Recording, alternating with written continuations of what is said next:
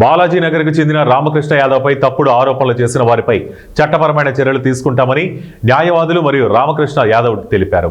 Kurnool collector కార్యాలయం ముందు వారు తప్పుడు ప్రచారం చేస్తున్న వ్యక్తులకు వ్యతిరేకంగా నిరసన తెలిపారు. ఈ సందర్భంగా న్యాయవాదులు మాట్లాడుతూ రామకృష్ణ యాదవ్ కబ్జా చేశారని చెప్పిన వాళ్లు ఆ ప్లాట్లకు సంబంధించిన సర్వే నెంబర్లు చెప్పాలని కోరారు. రామకృష్ణ యాదవ్ రాజకీయంగా ఎదుగుతున్నందువల్ల ఓర్వలేక ఇలాంటి తప్పుడు ప్రచారం చేస్తున్నారని తెలిపారు. రామకృష్ణ యాదవ్ మాట్లాడుతూ తాను మంచి మార్గంలో ఉన్నారని, వ్యాపారంలో ఎదుగుదలను చూసి ఇలా ప్రచారం చేస్తున్నారన్నారు. చెందిన వ్యక్తి ఆస్తులు కబ్జా చేసి 2 ప్లాట్లు గుంటూరుకు సంబంధించిన వ్యక్తికి ఇచ్చినారు అని చెప్పినారు. ఆమె అన్నారు. ఆమె అంటే ఎవరు? రెండోది సర్వే నంబరు, ప్లాట్ల నంబరు ఏది కూడా మెన్షన్ చేయలేదు అని అంటే, ఇప్పుడు ఆస్తి కబ్జా చేసినారు అని అంటే ఖచ్చితంగా ప్లాట్ల నంబర్ వేయాలి కదా, సర్వే నంబర్ వేయాలి కదా, ఎవరు ఆస్తి కబ్జా చేసినారు అనేది కూడా పేరు రాయాలి కదా. ఎవరు ఆస్తి కబ్జా చేసినారనే పేరు రాయలేదు అంటే ఇప్పుడు రామకృష్ణ యాదవ్ ఎదుగుదల ఆపాలి. ఇది ఇక్కడ సమస్య. ఇప్పుడు రామకృష్ణ యాదవ్ బుద్ధ మార్గంలో నడిచే ఒక గొప్ప వ్యక్తి.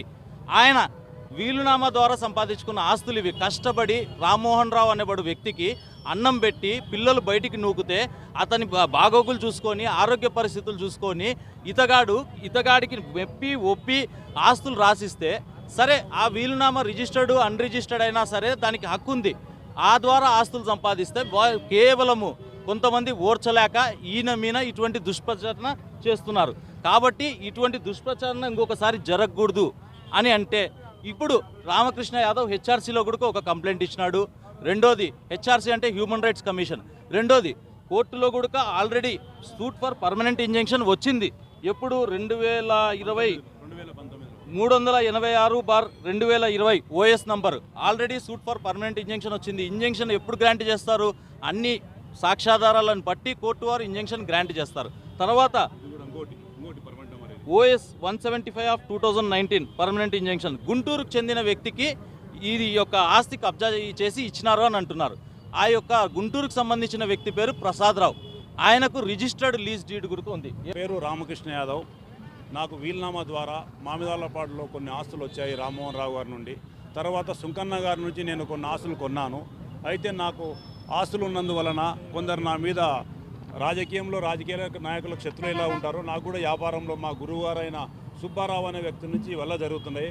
ఊరికే ఉన్న వాళ్ళని రెచ్చగొట్టి వాళ్ళకు లేనిపోని పిటిషన్లు పెట్టమని చెప్పి వాళ్ళకు మేము కోర్టు ఫీజులు కడతాము, లాయర్ ఫీజులు కడతాము, రామకృష్ణ మీద తప్పుడు పిటిషన్లు పెట్టాలని చెప్పి పెట్టిస్తూ గత 10 ఏళ్ళ నుంచి నా మీద నా ఆస్తులు కొట్టేయడానికి అతను ప్రచారం చేసి ఈ విధంగా అతను వర్క్ చేస్తున్నాడు.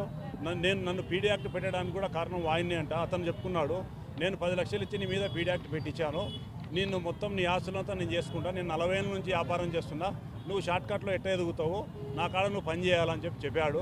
ఆయన నాకు మాజీ గురువే అయినా నేను ఆయన తండ్రిగా భావించినాను. ఆయన 40 సంవత్సరాల నుంచి మనుషులను వేధిస్తూ తప్పుడు పిటిషన్లు పెడుతూ ఆస్తులు కొడుతూ 500 కోట్ల ఆస్తులు సంపాదించినాడు. సంపాదలేదు, మోసం చేసి, దగా చేసి, కుట్రలు చేసి, ఎదుటి వాళ్ళకు మాయమాటలు చెప్పి రీసెర్చ్ చేసుకోవడం ఆయన డ్యూటీ అంట. ఆయన మోసం చేయడమే ఆయన వృత్తి అంట. ఆస్తులు కొట్టేయడమే నాతోనే చెప్పినాడు ఆయన. సార్ ఇది మంచిది కాదు, ఎదుటి వాళ్ళ ఆస్తులు కొట్టేసి వాళ్ళు బాధపడి వాళ్ళ కన్నీళ్ళు మనకు శాపం అవుతాయి ఆయన, వద్దు ఇది మానుకొని చెప్తే నేను పుట్టినదే ఇందుకోసంరా, నేను పుట్టినదే ఇందుకోసము, నేను కొట్టేనికనే పుట్టినా, నేను చచ్చిపోయేంత వరకు ఇదే చేస్తున్నాడు. ఒకప్పుడు 2014 సంవత్సరంలో వాళ్ళ కొడుకైన సుదర్శన్ గారు మా నాన్న దొంగ దోపిడిదారు, నేను హైదరాబాద్ పోతున్నా అని చెప్పాడు. హైదరాబాద్ పోయినాడు పాపం ఆయన. కాకపోతే తండ్రి క్రమశిక్షణ తప్పినాడు, కొడుకు ఈడ క్రమశిక్షణలో ఉన్నాడు. దయచేసి సుబ్బారావు మనసు మారి ఎవరు ఆస్తులు అయితే కొట్టేసినాడో అయినా వాళ్ళకి ఇప్పించే విధంగా ఇప్పించే దిశలో నేను చట్టపరంగా నేను పోరాటం చేస్తున్నాను.